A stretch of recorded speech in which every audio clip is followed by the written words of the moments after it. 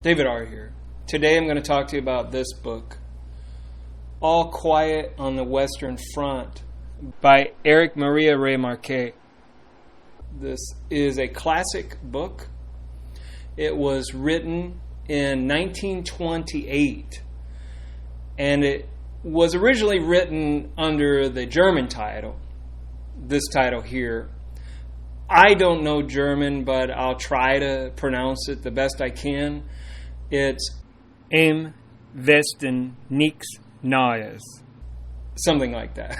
I don't know. The author was in the First World War, but he got injured by shrapnel.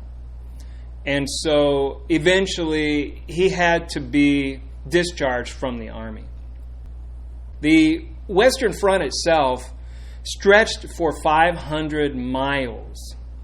And it was the place of over 4 million deaths. A lot of people died on the Western Front.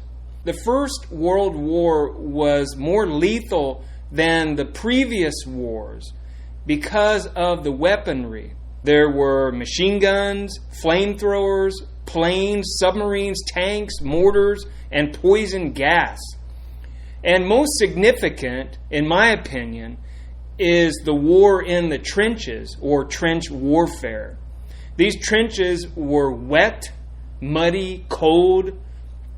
Gangrene, frostbite, and cholera were common. Rats were a problem. So were snakes, lice, and other vermin. Soldiers also had to deal with death. Death was all around them, and the bodies rotting in no man's land was an issue as well. This no man's land was a space between the opposing sides. It was a graveyard with bodies that were blown apart constantly. If a person died in no man's land, his body would be blown up, probably hit by a shell, and then those pieces would be blown up, and eventually this person would be scattered all over the place. And be, how do you recognize this person? Who is this person? You don't know. Before the novel begins, Remarque states this: "This book is to be neither an accusation nor a confession, and least of all an adventure, for death is not an adventure to those who stand face to face with it. It will try simply to tell of a generation of men who, even though they may have escaped its shells, were destroyed by the war." Now this book has a plot. It has a beginning, middle, and end, but it's also a mood. And the author wants to show the reader that war is gritty. It is dirty. It is filthy. There are no heroes in this book. The soldiers survive minute by minute. They don't know if they're going to be alive 1 second or 1 minute from the next. Now, the book is narrated by Paul Baumer. Here's a picture from the 1979 movie. I thought I would just show that to give you an idea of what Paul might look like. Paul is a German soldier on the Western Front. He, like his comrades, was an ordinary teenager. But he got caught up in the frenzy of war. And he was encouraged by those a lot older than him that this was the right thing to do. Most of the battles were of little significance, just like the soldiers fighting in them. I'm going to read another excerpt. "We are not youth any longer. We don't want to take the world by storm. We are fleeing. We fly from ourselves, from our life. We are 18 and had begun to love life and the world. And we had to shoot it to pieces. The first bomb, the first explosion burst in our hearts.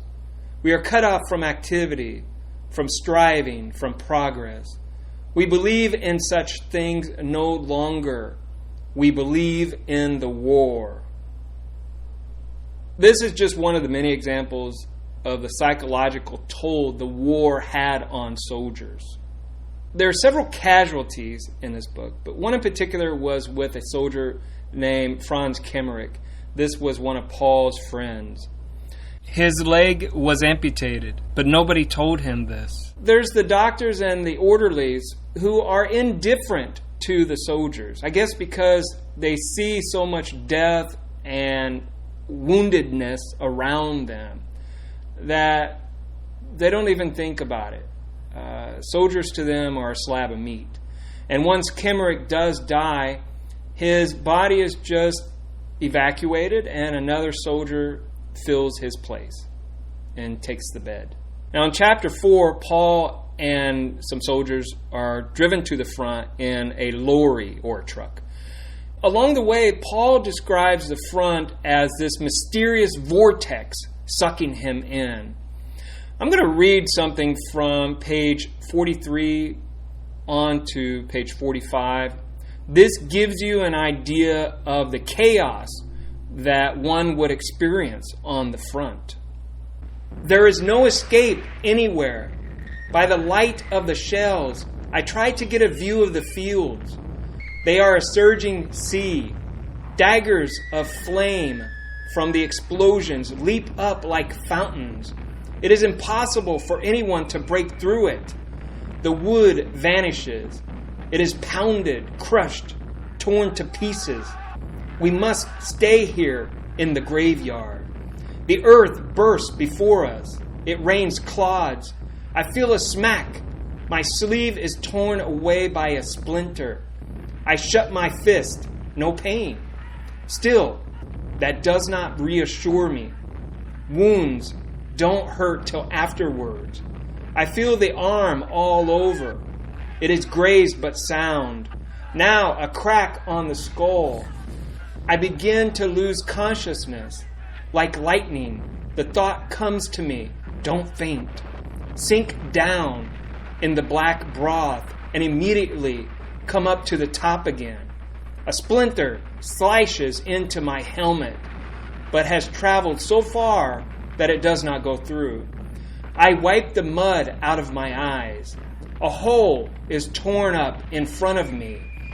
Shells hardly ever land in the same hole twice. I'll get into it. With one bound, I fling myself down and lie on the earth as flat as a fish. There it whistles again. Quickly, I crouch together, claw for cover, feel something on the left, shove in beside it. It gives way. I groan. The earth leaps. The blast thunders in my ears. I creep under the yielding thing, cover myself with it, draw it over me. It is wood, cloth, cover, miserable cover against the whizzing splinters. I open my eyes. My fingers grasp a sleeve, an arm. A wounded man? I yell to him. No answer. A dead man. My hand gropes farther. Splinters of wood.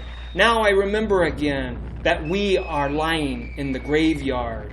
But the shelling is stronger than everything. It wipes out the sensibilities. I merely crawl still deeper into the coffin. It should protect me, and especially as death himself lies in it too. Before me gapes the shell hole. I grasp it with my eyes as with fists. With one leap, I must be in it. There, I get a smack in the face. A hand clamps onto my shoulder. Has a dead man waked up? The hand shakes me. I turn my head. In the second of light, I stare into the face of Kaczynski. He has his mouth wide open and is yelling. I hear nothing. He rattles me, comes nearer. In a momentary lull, his voice reaches me. Gas! Gas! Gas! Pass it on. I grab for my gas mask. Some distance from me there lies someone. I think of nothing but this. That fellow there must know. Gas! Gas! I call. I lean toward him. I swipe at him with the satchel. He doesn't see. Once again. He merely ducks. It's a recruit. I look at Cat desperately. He has his mask ready. I pull out mine too. My helmet falls to one side. It slips over my face. I reach the man. His satchel is on the side nearest me. I seize the mask, pull it over his head. He understands. I let go, and with a jump, drop back into the shell hole. The dull thud of the gas shells mingles with the crashes of the high explosives.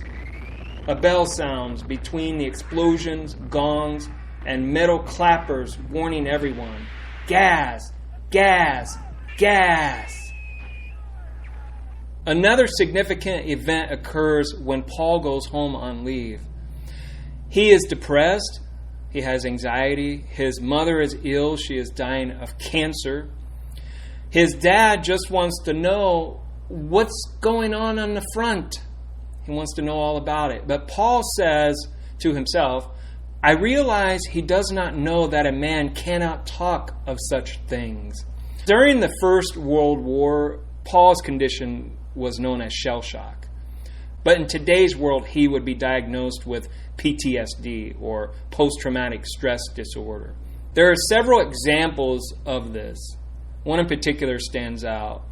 Paul said, after I have been startled a couple of times in the street by the screaming of tram cars, which resembles the shriek of a shell coming straight for me, somebody taps me on the shoulder. So in other words, he was so enthralled by this that he didn't think of anything else, and it was causing him anxiety. At the end of his leave, Paul regrets having even come home. He says this, out there I was indifferent. Now I am nothing but an agony for myself, for my mother, for everything that is so comfortless and without end. I ought never to have come on leave. Paul returns to his former training camp, and right next to his camp is a Russian prison camp. And these Russians he describes as having dysentery, their backs and their necks are bent, their knees sag, their heads droop. He gives them cigarettes and food because he feels sorry for them. And Paul is sent back to the front.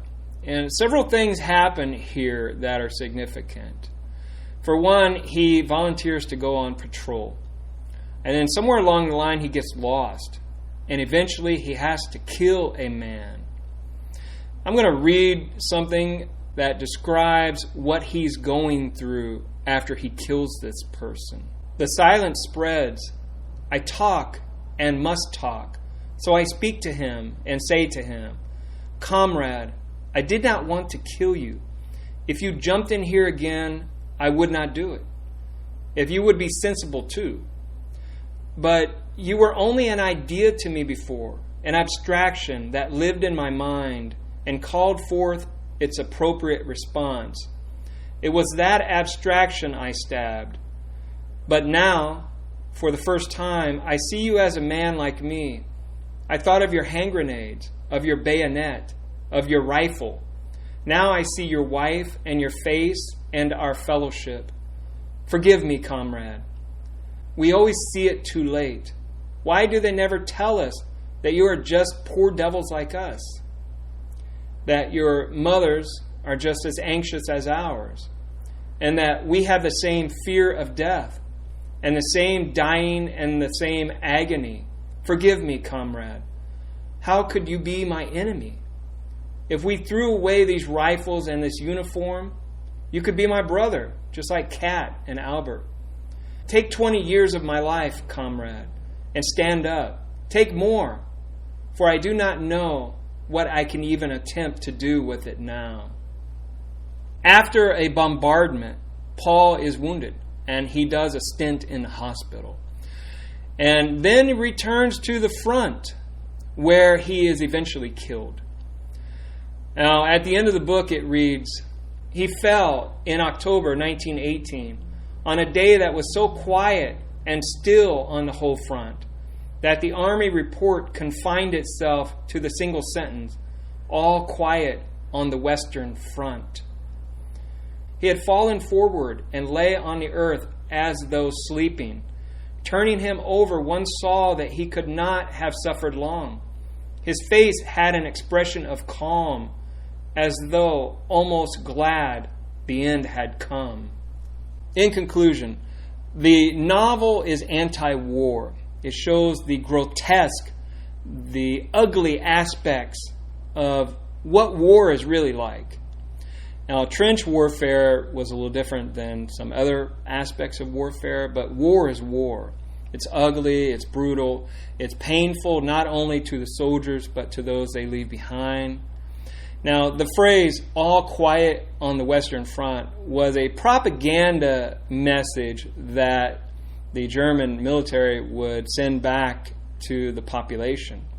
When people would ask, how's it going on the Western Front? The message would be, all quiet on the Western Front.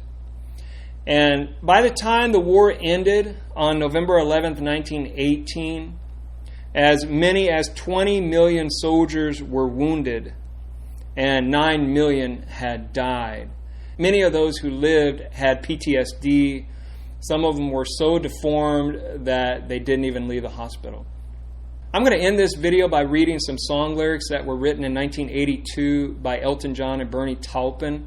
The song is called All Quiet on the Western Front. All quiet on the Western Front. Nobody saw. A youth asleep in the foreign soil, planted by the war. Feel the pulse of human blood pouring forth.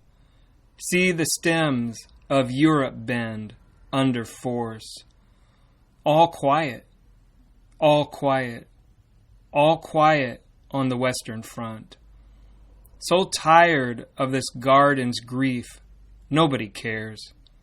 Old kin kiss the small white cross, their only souvenir. See the Prussian offense fly, weren't we grand? To place the feel of cold sharp steel in their hands. All quiet, all quiet, all quiet on the Western Front. It's gone all quiet on the Western Front. Male angels sigh.